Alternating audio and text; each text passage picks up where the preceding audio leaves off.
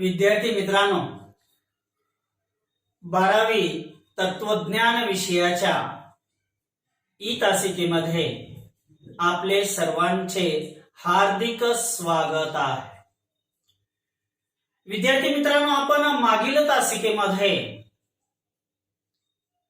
तत्वज्ञानातील चौथे प्रकरण कळते कसे, हाऊ डू वी नो, या प्रकरणांतर्गत आपण सत्यते संबंधीचे सिद्धांत या मुद्द्याचा अभ्यास केलेला आहे। त्या अंतर्गत आपण 3 सिद्धांतांचा अभ्यास केलेला आहे। अनुरूपता सिद्धांत, ज्याला आपण अन्वय सिद्धांत असंही म्हणतो, सुसंवाद सिद्धांत, ज्याला आपण सुसंगती सिद्धांत असंही म्हणतो, आणि फलप्रामाण्यवाद सिद्धांत, असे 3 सत्यत्वासंबंधीचे सिद्धांत आपण अभ्यासलेले आहे। या तिन्ही सत्यत्वासंबंधीच्या सिद्धांतामध्ये ज्ञानाच्या एका विशिष्ट अशा महत्वपूर्ण पैलूवर, महत्वपूर्ण बाबीकडे, महत्वपूर्ण गोष्टीकडे लक्ष केंद्रित केलेले आहे, त्याच्याविषयी मांडण्यात आलेले आहे। अनुरूपता सिद्धांतामध्ये वस्तुस्थिती हा निकष सांगितला, सुसंगती सिद्धांतामध्ये सुसंवादित्व हा निकष सांगितला, फलप्रामाण्यवादामध्ये फलदायी यश हा सत्यत्वाचा निकष सांगितला। म्हणजे सत्यत्वासंबंधीच्या एकेका महत्वपूर्ण पैलूचा उल्लेख, एकेका महत्वपूर्ण घटकाचा उल्लेख या सत्यत्वासंबंधीच्या प्रत्येक सिद्धांतात केलेला आपणास दिसून आला। त्यानंतर आपण ज्ञानाचे स्त्रोत या अंतर्गत ज्ञान प्राप्ती करून घेत असताना ती ज्ञान प्राप्ती ही कोणत्या माध्यमातून होते, ज्ञानाचे स्त्रोत कोणते आहे, ज्ञानाचे मार्ग कोणते आहे, ज्ञान प्राप्त करून घेण्याचे प्रकार कोणते आहेत, या मुद्द्याचा अभ्यासही आपण या मागील तासिकेत केलेला आहे। त्या अंतर्गत आपण प्रबोधन युगानंतर पाश्चात्य तत्वज्ञानामध्ये, युरोपातील तत्वज्ञानामध्ये आधुनिक विज्ञानाच्या विकासाच्या कालखंडामध्ये बुद्धी आणि अनुभव यांना ज्ञान मीमांसेच्या रचनेमध्ये, मांडणीमध्ये मध्यवर्ती स्थान, केंद्रवर्ती स्थान देण्यात आलेला आहे, याचा अभ्यास आपण केलेला आहे। आणि या मुद्द्याचा अभ्यास करत असताना आपण मागील तासाच्या शेवटी अभ्यासलं होतं की त्यातून 2 परस्पर विरुद्ध असणाऱ्या, परस्पर विरोधी असणाऱ्या 2 विचारधारांची, मतप्रवाहांची निर्मिती झाली, हे आपण पाहिलेलं आहे। ते 2 मतप्रवाह होते बुद्धिवाद आणि अनुभववाद। हे 2 मतप्रवाह याचा उल्लेख आपण मागील तासिकेत केलेला आहे। आजच्या तासिकेमध्ये विद्यार्थी मित्रांनो, आपणास या 2 परस्पर विरुद्ध असणाऱ्या, या 2 परस्पर विरोधी असणाऱ्या मतप्रवाहांपैकी बुद्धिवाद हा जो मतप्रवाह आहे, कोणता, बुद्धिवाद, या मतप्रवाहाचा अभ्यास आपणास आजच्या तासिकेत करावयाचा आहे की बुद्धिवादामध्ये ज्ञानप्राप्ती संबंधी काय विचार मांडण्यात आलेले आहे, व्यक्तीला म्हणजेच मानवाला ज्ञानाची प्राप्ती कशी होत असते, ज्ञान कसे प्राप्त होत असते, कशाच्या माध्यमातून ज्ञान प्राप्त होत असते, कोणत्या मार्गाने ज्ञानाची प्राप्ती होत असते, या संबंधी बुद्धिवादामध्ये कोणते विचार मांडण्यात आलेले आहेत। मग बुद्धिवादी जे विचारवंत आहेत, त्या विचारवंतांनी बुद्धिवादासंबंधी कोणते विचार मांडलेले आहे, याचा अभ्यास आपणास आजच्या तासिकेत करावयाचा आहे। आता बुद्धिवादामध्ये ज्ञानासंबंधी विचार अभ्यासत असताना प्रामुख्याने आपण सुरुवातीला बुद्धिवादी विचारवंत कोण कोण आहेत याचा अभ्यास करूया। तर बुद्धिवादी विचारवंतांमध्ये प्रामुख्याने 3 विचारवंतांचं नाव घेतलं जातं। एक आहे रेने देकार्त, दुसरा आहे बेनेडिक्ट स्पिनोझा आणि तिसरा आहे लायबनिज. हे 3 प्रमुख विचारवंत, तत्वचिंतक, तत्वज्ञ, बुद्धिवादी विचारवंत म्हणून, बुद्धिवादी तत्वचिंतक म्हणून, बुद्धिवादी तत्वज्ञ म्हणून ओळखले जातात. रेने देकार्त, बेनेडिक्ट स्पिनोझा आणि लायबनिज हे 3 विचारवंत प्रामुख्याने बुद्धिवादी तत्वचिंतक म्हणून ओळखले जातात. देकार्त हा बुद्धिवादी विचारवंत तत्वज्ञानाबरोबरच, देकार्त हा जो बुद्धिवादी विचारवंत आहे, हा बुद्धिवादी विचारवंत तत्वज्ञानाबरोबरच गणिती आणि विज्ञानाचा अभ्यासक होता. देकार्त हा जो बुद्धिवादी विचारवंत आहे, कोणते? एक रेने देकार्त, रेने देकार्त हा एक बुद्धिवादी विचारवंत आहे. त्याच्यानंतर बेनेडिक्ट स्पिनोझा, स्पिनोझा हा दुसरा बुद्धिवादी विचारवंत आहे. आणि तिसरा बुद्धिवादी विचारवंत आहे लायबनिज. लायबनिज हे 3 प्रामुख्याने बुद्धिवादी विचारवंत आहे. त्यात रेने देकार्त हा जो बुद्धिवादी विचारवंत आहे, हा बुद्धिवादी विचारवंत तत्वचिंतक, तत्वज्ञानाबरोबरच, तत्वज्ञानासोबतच गणित आणि विज्ञानाचा अभ्यासक होता. बुद्धिवादी विचारवंत हे गणिती ज्ञानाला आदर्श मानतात. कोणते? तत्वचिंतक, बुद्धिवादी तत्वचिंतक हे कोणत्या ज्ञानाला आदर्श मानतात? गणिती ज्ञानाला आदर्श मानत असतात. बुद्धिवादी विचारवंत हे कोणत्या ज्ञानाला आदर्श मानतात? कोणत्या? गणिती ज्ञानाला आदर्श मानतात. गणिताच्या पद्धतीचे, गणितामध्ये ज्या पद्धतीचे अनुकरण केले जाते, गणितामध्ये जी पद्धत स्वीकारली जाते, त्या गणिताच्या पद्धतीचे अनुकरण केल्यास इतर क्षेत्रातही त्याच प्रकारचे ज्ञान मिळवणे, जसे गणितात आहे, इतर क्षेत्रातही त्याच प्रकारचे ज्ञान मिळवणे शक्य होईल असा विश्वास बुद्धिवादी विचारवंतांना होता. की ज्या पद्धतीचे ज्ञान गणिती क्षेत्रात आहे, त्या पद्धतीच्या गणिताच्या पद्धतीचे अनुकरण करून जर इतर क्षेत्रामध्ये अभ्यास केला असता, आपणास त्याच प्रकारचे ज्ञान, गणितात असणारे जसे ज्ञान आहे त्याच प्रकारचे ज्ञान मिळवणे शक्य होईल असा बुद्धिवादी विचारवंतांचा विश्वास होता.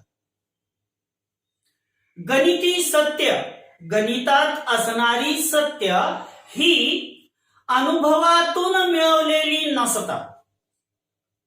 गणिती सत्य ही अनुभवातून मिळालेली नसतात.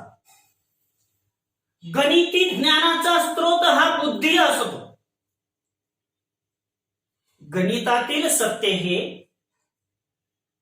अनुभवातून मिळवलेली नसतात, अनुभवातून आलेली नसतात. तर गणिती ज्ञानाचा मुख्य स्रोत, मूळ स्रोत हा बुद्धी असतो. याउलट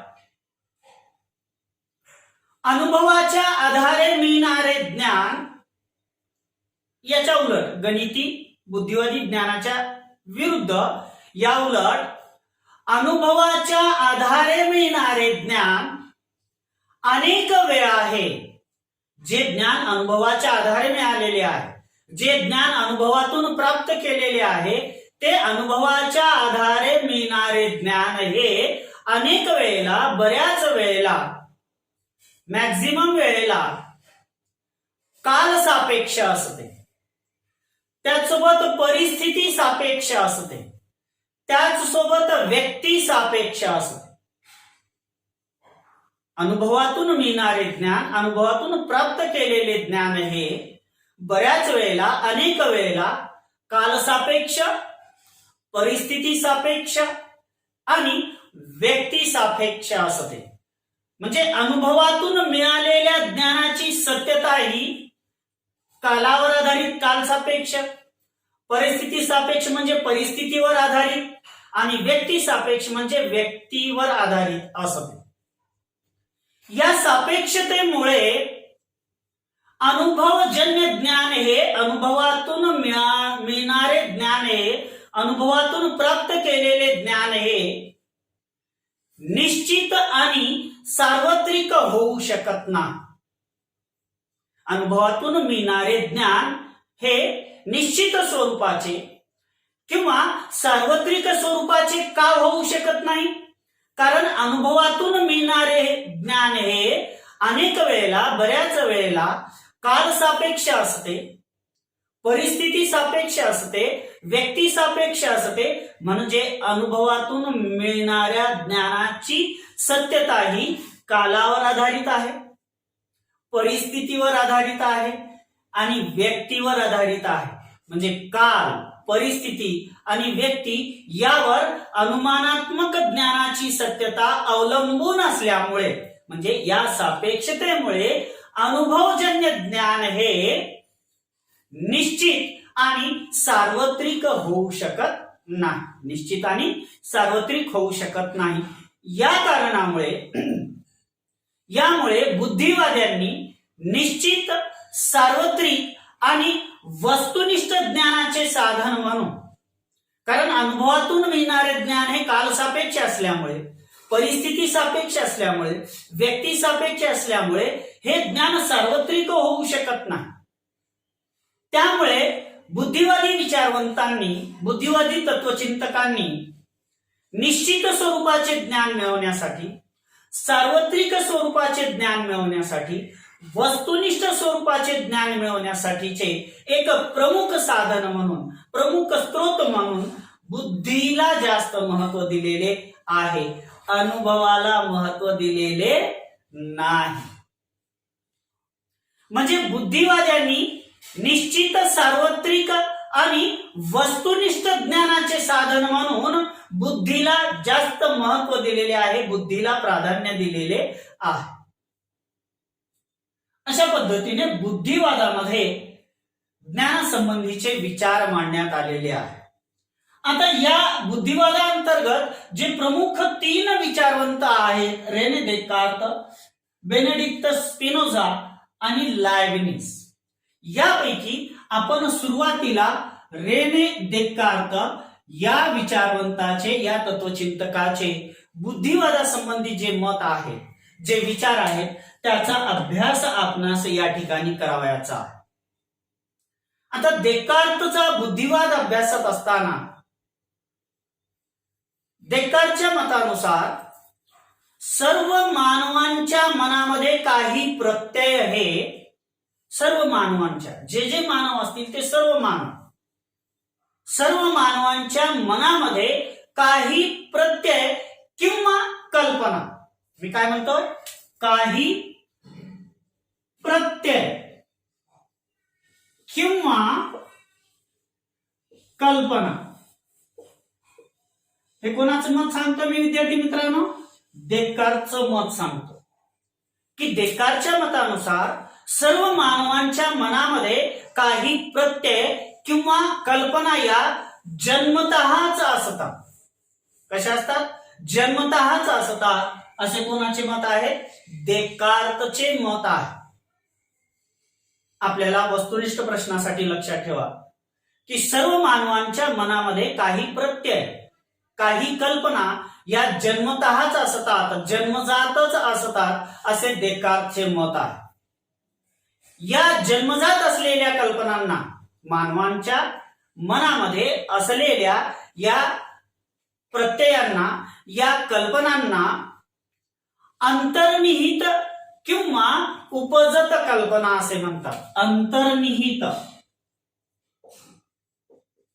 अंतर्निहित किंवा यालाच उपजत कल्पना असे म्हणतात. यालाच काय म्हणतात? उपजत कल्पना असे म्हणतात. याचा अर्थ या कल्पनांना, कोणत्या?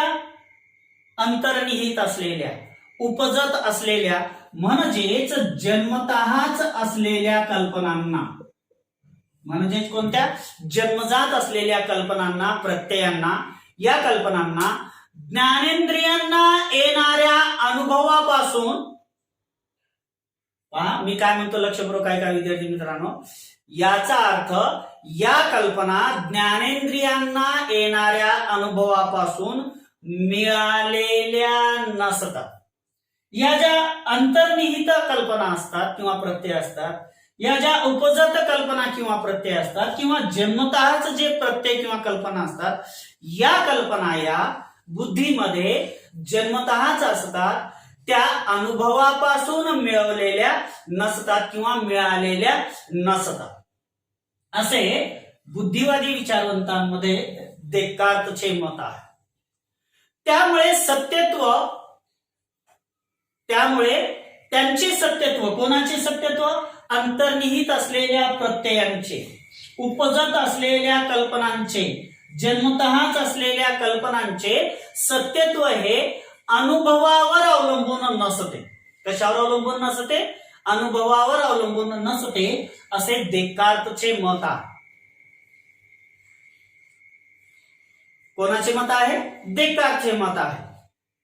त्या आपल्याला निश्चित स्वरूपाचे ज्ञान देत असतात. कोणत्या? अंतर्निहित असलेले प्रत्यय, उपजत असलेले प्रत्यय, जन्मतः असलेले प्रत्यय किंवा कल्पना या आपणास निश्चित स्वरूपाचे ज्ञान देत असतात, निश्चित स्वरूपाचे, स्पष्ट स्वरूपाचे ज्ञान देत असतात, असे बुद्धिवादी विचारवंत देकार्तचे मत आहे. म्हणून देकार्तचे एक विधान खूप प्रसिद्ध आहे. I think therefore I am, म्हणजे मी विचार करतो, मी विचार करतो म्हणून मी आहे, मी विचार करतो म्हणून मी आहे, हे सत्य आपल्याला स्पष्टपणे कळतं, हे सत्य आपल्याला निसंदिग्धपणे कळतं. मी विचार करतो, आय थिंक, म्हणून मी आहे, देअरफॉर आय एम, हे सत्य जाणून घेण्यासाठी आपल्याला अनुभवाची आवश्यकता नाही, तर हे सत्य आपणास स्पष्टपणे आणि निसंदिग्धपणे कळत असते. स्पष्टता आणि विविक्तता ही सत्य विधानांची लक्षणे आहेत, असे देकार्तचे मत आहे. सत्य विधानांची लक्षणे कोणती आहेत देकार्तच्या मतानुसार? लक्षपूर्वक ऐका. देकार्तच्या मतानुसार सत्य विधानांची लक्षणे ही स्पष्टता हे एक लक्षण आहे, आणि दुसरं लक्षण विविक्तता हे दुसरं लक्षण आहे. स्पष्टता आणि विविक्तता ही सत्य विधानांची लक्षणे आहेत, असे देकार्तचे मत आहे. त्याचं एक उदाहरण पाहूया. चौरसाच्या 6 बाजू समान असतात. चुकलं का काही? लक्ष आहे ना विद्यार्थी मित्रांनो? अगदी बरोबर आहे. चौरस म्हणल्यावर किती बाजू येतील? 7 की 8? 4 येतील. 7 येणार नाही, 6 येणार नाही, 8 येणार. चौरसाच्या किती बाजू आहेत? चौरसाच्या 4 बाजू समान असतात. चौरस 4 बाजू समान असणारा चौरस. चौरसाच्या उदाहरण काय सांगतोय पहा, चौरसाच्या 4 बाजू समान असतात. हे उदाहरण का देतो मी? की सत्य विधानांची जी लक्षणे आहेत, कोणती? एक स्पष्टता आणि दुसरे कोणतं? विविक्तता. ही लक्षणे आपण या उदाहरणाच्या सहाय्याने पाहतो. की चौरसाच्या 4 बाजू कशा असतात विद्यार्थी मित्रांनो? समान असतात. आता या विधानामधून, या विधानाच्या माध्यमातून चौरसाची संकल्पना स्पष्ट होते. कोणत्या विधानाच्या माध्यमातून? चौरसाच्या 4 बाजू समान असतात, या विधानामधून चौरसाची संकल्पना स्पष्ट होते. आता अशा सत्याची, कोणत्या? आता सांगितलेलं उदाहरण, चौरसाच्या 4 बाजू समान असतात, अशा सत्याची प्राप्ती करून घेण्यासाठी, अशा सत्याची प्राप्ती करून घेण्यासाठी देकार्तने जी सुचवलेली पद्धत आहे, देकार्तने, रेने देकार्त या बुद्धिवादी विचारवंताने सुचवलेली जी पद्धत आहे ती पद्धत भूमितीमध्येही वापरली जाते. गणिताचा जो एक भाग आहे, जसं जीवशास्त्र याचे 2 घटक, बॉटनी, झूलॉजी, तसं इथं गणिताचे 2 घटक, बीजगणित, भूमिती. तसं देकार्तने सुचवलेली ही पद्धत भूमितीमध्येही वापरली जाते.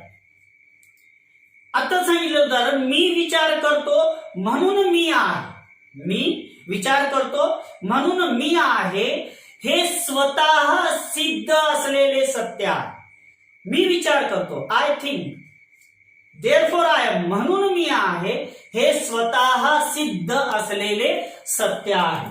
मग देकार्तचं एक विधान लक्षात ठेवा आपण, मी विचार करतो म्हणून मी आहे, म्हणून मी आहे, हे देकार्तचं प्रसिद्ध वाक्य आहे. बुद्धिवादामध्ये आहे की मी विचार करतो, I think therefore I M.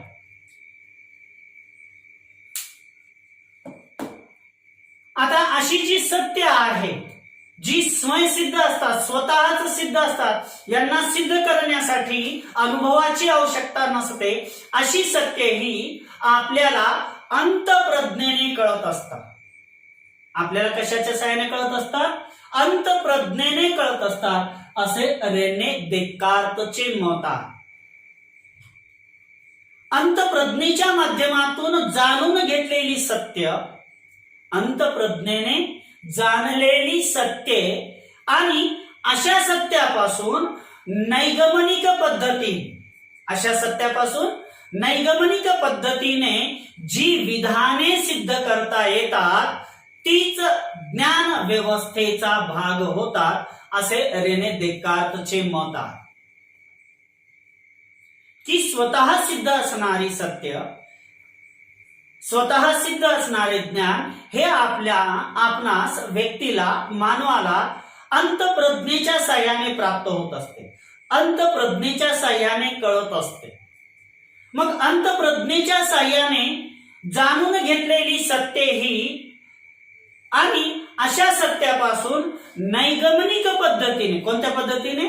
नैगमनिक पद्धतीने जी विधाने सिद्ध करता येतात, जी विधाने सिद्ध करता येतात, अशीच विधाने ही ज्ञान व्यवस्थेचा भाग होतात, असे रेने देकार्तचे मत आहे. देकार्तच्या मतानुसार अंतःप्रज्ञा हे जणू बुद्धीलाच होणारे, अनुभवाला नाही. काय म्हणतो पहा, देकार्तच्या मतानुसार, देकार्तच्या मते अंतःप्रज्ञा हे जणू बुद्धीलाच होणारे एक साक्षात ज्ञान आहे. एक कोणते ज्ञान आहे? साक्षात ज्ञान आहे, डायरेक्ट नॉलेज आहे, इनडायरेक्ट नॉलेज नाही.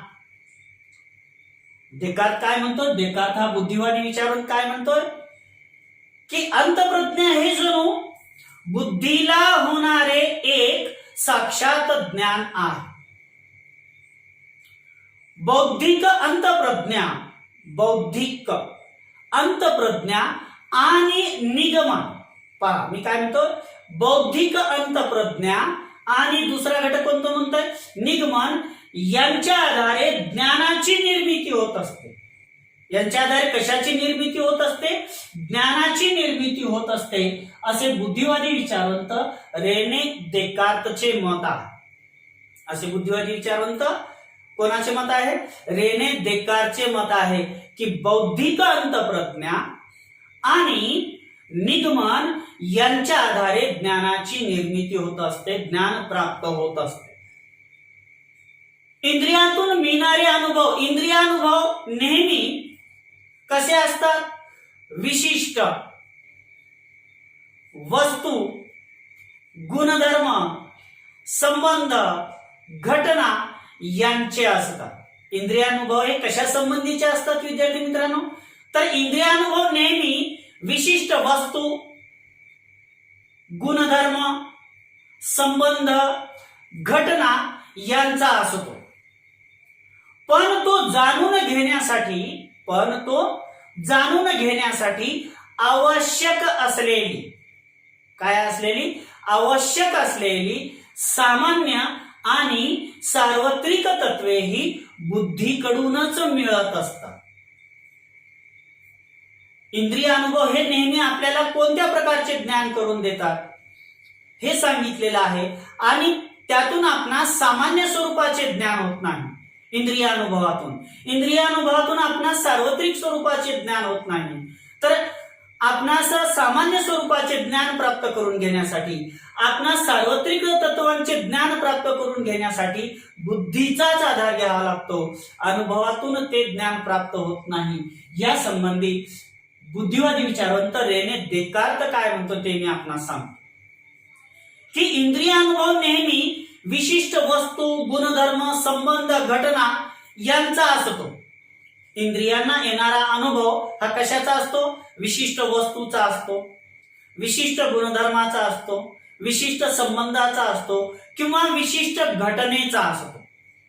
परंतु तो जाणून घेण्यासाठी आवश्यक असलेली सामान्य आणि सार्वत्रिक तत्वे ही आपणास अनुभवाकडून मिळत नाही, तर आपणास अशी तत्वे ही बुद्धीकडूनच मिळत असतात, असे रेने देकार्तचे मत आहे. माणसाच्या मनामध्ये जन्मजात असणाऱ्या, जन्मतः असणाऱ्या प्रत्ययांमुळे, कल्पनांमुळे बुद्धीचे कार्य हे अनुभवाच्या अगोदरच सुरू होते, असे देकार्तचे मत आहे. असे कोणाचे मत आहे? देकार्तचे मत आहे. देकार्त काय म्हणतो विद्यार्थी मित्रांनो, की मानवी मनामध्ये ज्या जन्मजात कल्पना असतात, जे जन्मजात प्रत्यय असतात, जे उपजत प्रत्यय असतात, त्या उपजत असणाऱ्या प्रत्ययांमुळे बुद्धीचे कार्य हे मानवी मनामध्ये ज्या जन्मजात कल्पना आहेत, ज्या उपजत कल्पना आहेत, ज्या जन्मतः प्रत्यय आहेत, हे या प्रत्ययांमुळे बुद्धीचे कार्य हे अनुभवाच्या अगोदर, कशाच्या? अनुभवाच्या अगोदर सुरू होते आणि त्यामुळे व्यक्तीला, मानवाला अनुभवपूर्व, अनुभवाच्या अगोदर अनुभवपूर्व ज्ञान मिळते, असे देकार्तचे मत आहे. म्हणजे व्यक्तीला ज्ञान प्राप्तीसाठी अनुभवाची आवश्यकता नाही, इंद्रिय अनुभवाची आवश्यकता नाही, असे रेने देकार्तचे मत आहे. कारण अनुभवाच्या अगोदर सुद्धा व्यक्तीला बुद्धीच्या साह्याने अनुभवपूर्व ज्ञान प्राप्त करून घेता येते, असे रेने देकार्तचे मत आहे. अशा पद्धतीने आपण देकार्तचे हे बुद्धिवादासंबंधी असणारे विचार, मत आपण अभ्यासलेले आहे. आता उर्वरित जे दोन विचारवंत आहेत, एक आहे स्पिनोझा आणि दुसरा आहे लायबनिझ. या दोन विचारवंताचे बुद्धिवादासंबंधी असणारे विचार काय आहेत ते आपण या ठिकाणी पाहू. स्पिनोझा व लायबनिझचा बुद्धिवाद. आता स्पिनोझा व लायबनिझ यांनी, या दोन बुद्धिवादी विचारवंतांनी देकार्तच्या भूमिकेला, कोणत्या? बुद्धिवादी भूमिकेला पुष्टी देऊन, काय देऊन? पुष्टी देऊन, समर्थन करून, म्हणजे त्या देकार्तच्या बुद्धिवादी विचारांचा स्वीकार करून देकार्तच्या भूमिकेला काय केलेला आहे? पुष्टी देऊन, स्वीकारून देकार्तच्या बुद्धिवादी मतामध्ये, देकार्तच्या बुद्धिवादी विचारांमध्ये भर टाकलेली आहे. काय केलेली आहे? भर टाकलेली आहे. स्पिनोझाच्या मतानुसार तत्वतः सर्वच ज्ञान बुद्धीद्वारे प्राप्त होऊ शकते. स्पिनोझा या बुद्धिवादी विचारवंताच्या मतानुसार तत्वतः सर्वच ज्ञान हे बुद्धीद्वारे, बुद्धीच्या साह्याने प्राप्त होऊ शकते, असे स्पिनोझाचे मत आहे, असे स्पिनोझाने प्रतिपादन केलेले आहे. स्पिनोझाला मानवी बुद्धीच्या मर्यादाही मान्य होत्या. स्पिनोझा या बुद्धिवादी विचारवंताला मानवी बुद्धीच्या ज्या मर्यादा असतात, ज्या सीमा असतात, त्या मानवी बुद्धीच्या मर्यादा सीमा या स्पिनोझाला मान्य होत्या. सीमा म्हणजे आपल्या वर्गातली नाही, सीमा म्हणजे मर्यादा. तुम्ही किती किलो वजन उचलू शकता? 10 किलो. 20 किलो का नाही सर, माझी तेवढीच शक्ती. म्हणजे तुमची ती मर्यादा आहे वजन उचलण्याची, सीमा आहे.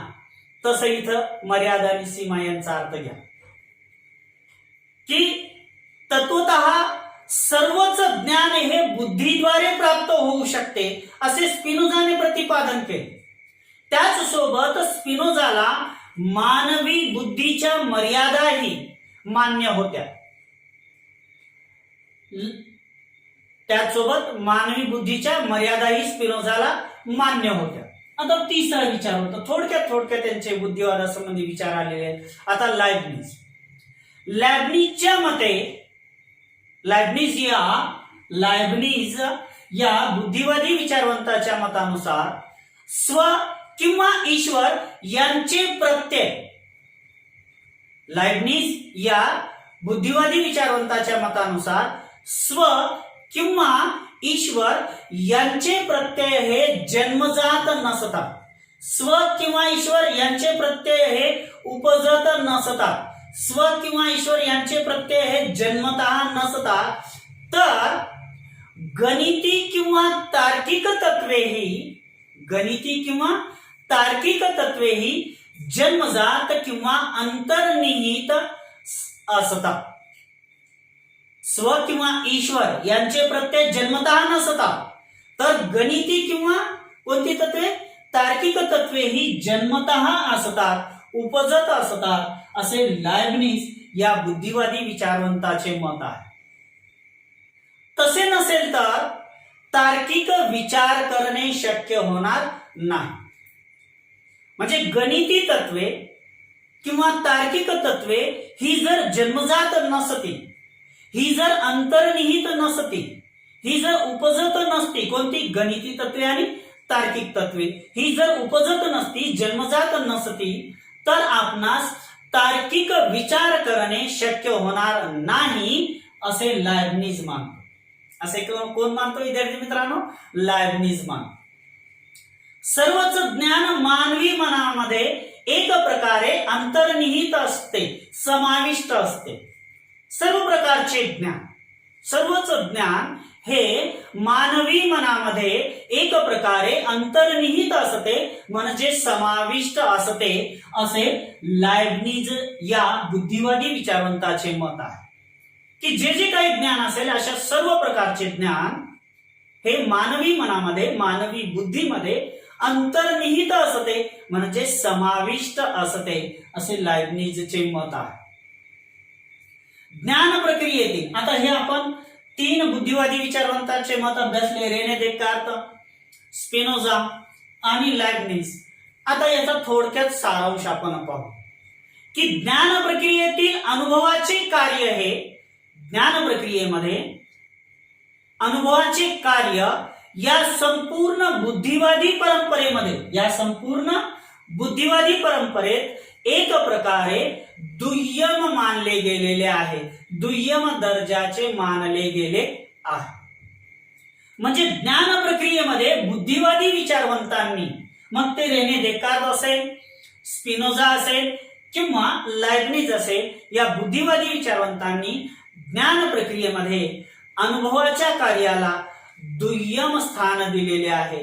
म्हणून बुद्धिवादाचा सारांश करत असताना थोडक्यात जर सांगायचं असेल तर ज्ञान प्रक्रियेतील अनुभवाचे कार्य या संपूर्ण बुद्धिवादी परंपरेत एक प्रकारे दुय्यम मानले गेलेले आहे. आता या पुढील जो भाग आहे, मुद्दा आहे, तो आहे अनुभववाद. हा अनुभववादाचा मुद्दा आणि अनुभववाद व बुद्धिवाद यांच्यातील फरक आणि वैज्ञानिक दृष्टिकोन, सायंटिफिक व्ह्यू, असे एकूण 3 मुद्दे आपले या प्रकरणातील राहिलेले आहेत.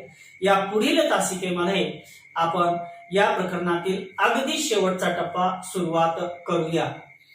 आजच्या तासिकेमध्ये माझ्या विद्यार्थी मित्रांना जर काही भाग समजलेला नसेल काही भाग अवगत झालेला नसेल, काही अडचण असेल, समस्या असेल, तर आपण माझ्या युट्यूब चॅनलच्या चॅटबॉक्समध्ये, संदेश बॉक्समध्ये आपण मला आपल्या अडचणी पाठवाव्या. आपल्या अडचणींचे समाधान करणे हे माझे कर्तव्य आहे आणि निश्चितच आपल्या अडचणींचे समाधान करण्यात मला आनंद येईल. परंतु जर हा व्हिडिओ पाहत असताना आपणास लक्षात आलं की हा भाग, हा घटक आपणास समजण्यासाठी हा व्हिडिओ मदत करत आहे, तर आपल्याच एका शिक्षकाच्या युट्यूब चॅनलला आपण सबस्क्राईबही करावे, लाईकही करावे आणि आपल्या शिक्षकांच्या व्हिडिओला आपण शेअरही करावे.